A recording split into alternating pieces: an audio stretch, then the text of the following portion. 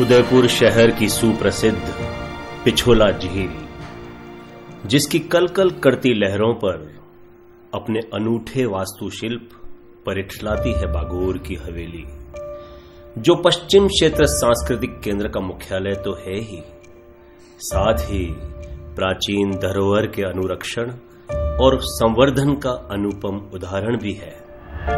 हवेली के विशाल प्रवेश द्वार के दोनों सिरों पर पारंपरिक भित्ति चित्रों एवं दोनों तरफ शौर्य की प्रतीक तोपों का निर्माण केंद्र की विभिन्न कार्यशालाओं में किया गया है।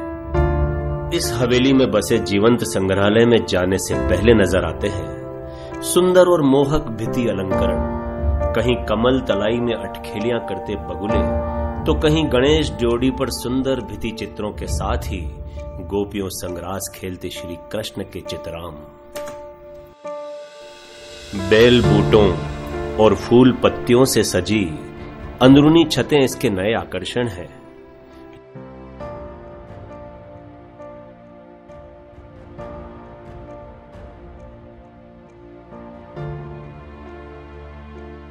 इस हवेली के दो प्रमुख चौक हैं, नीम चौक और तुलसी चौक। लंबा चौड़ा गलियारा जिसकी छत पर लटकती रंग बिरंगी कांच की हांडियां, सृजन इस ऐतिहासिक हवेली का मुख्य कार्य है। केंद्र ने इसके स्वरूप को निखारने के लिए निरंतर प्रयास किए हैं। स्मार्ट सिटी योजना के अंतर्गत इस हवेली के विकास, इसके संवर्धन और इसके स्वरूप के सौंदर्यीकरण का कार्य निरंतर किया जा रहा है।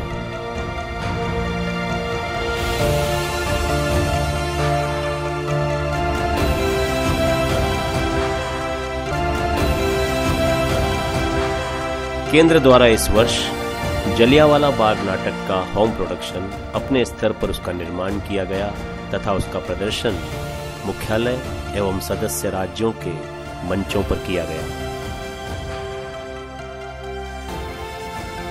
शरद रंग उत्सव, जिसमें विभिन्न कला शैलियों के साथ साथ प्रदर्शित किया जाता है नायाब शिल्प,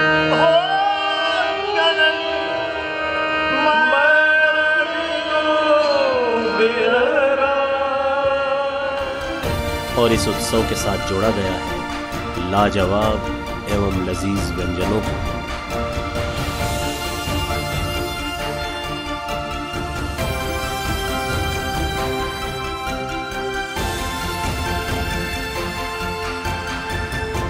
शिल्पग्राम उत्सव केंद्र के प्रमुख आयोजनों में से एक है। इस बार शिल्पग्राम उत्सव का थीम रहा एक भारत श्रेष्ठ भारत। इस उत्सव का आगाज माननीय राज्यपाल राजस्थान ने किया। भारत की समृद्ध वैविध्यपूर्ण कला विरासत को आम जनता तक पहुंचाने तथा कलाकारों और शिल्पकारों को कला प्रदर्शन का मंच उपलब्ध करवाने, शिल्पकारों को कलात्मक उत्पाद का विक्रय करने का अवसर उपलब्ध करवाने तथा शिल्पकार का शिल्प उत्पादों के खरीदारों से सीधा संपर्क करवाने के उद्देश्य से केंद्र द्वारा शिल्पग्राम में इस उत्सव का आयोजन किया जाता है। और इसके बाद इसी के अंतर्गत उत्तर पूर्व क्षेत्र के राज्यों द्वारा परिधानों का एवं अलंकरणों का प्रदर्शन हुआ।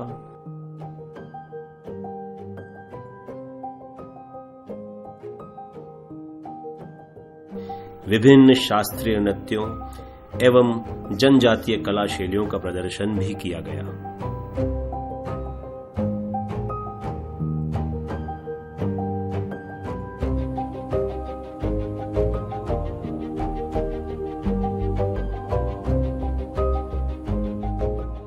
इस उत्सव की एक विशेषता यह भी है कि इसमें राष्ट्रीय स्तर के करीब 500 शिल्प कलाओं ने, शिल्प प्रेमियों ने हिस्सा लिया, जिसका उम्दा उत्पाद यहाँ के स्थानीय एवं देसी विदेशी नागरिकों ने बहुत पसंद किया। केंद्र द्वारा किए जाने वाले प्रमुख उत्सवों में सदस्य राज्यों के अंतर्गत गोवा में होने वाले लोकोत्सव, गांधीनगर में होने वाले वसंतोत्सव, महाराष्ट्र के अमरावती में होने वाले लोक तरंग तथा विभिन्न ग्रामीण अंचल में यात्रा पश्चिमालाप के आयोजन इस केंद्र के प्रमुख उद्देश्यों में से एक है।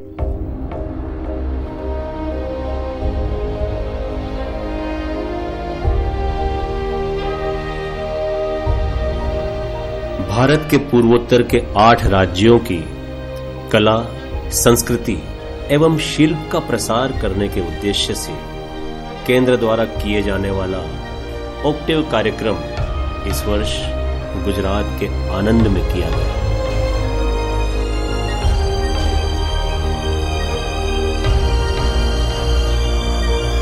शास्त्रीय संगीत एवं सुगम संगीत पर आधारित केंद्र का एक और प्रमुख आकर्षण है ऋतु वसंत।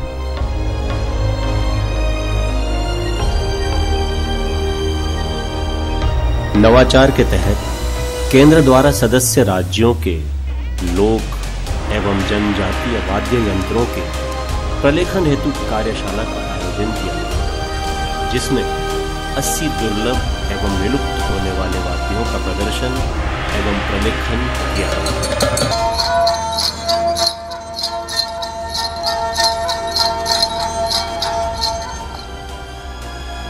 हाल ही में केंद्र द्वारा उदयपुर में पिछुई चित्र परंपरा एवं लघु चित्र शैली पर कार्यशालाओं का आयोजन भी किया गया, जिसमें सृजित चित्र केंद्र की दीर्घाओं में विषय वस्तु के साथ प्रदर्शित भी की गई है।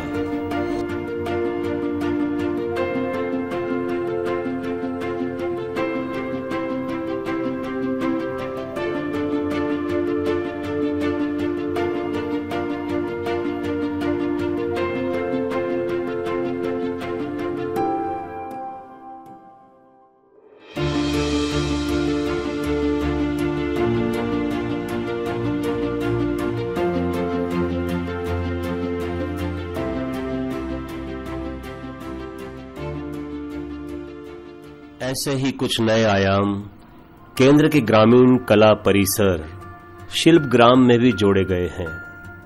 केंद्र द्वारा पिछले दिनों आयोजित फाइबर कार्यशाला में सृजित गणेश यात्रा को दर्शाने वाले मूर्ति शिल्प तथा सदस्य राज्यों के जनजीवन और जन सामान्य का प्रतीक रूप से बनी हुई प्रतिमाओं के माध्यम से दर्शाया गया है।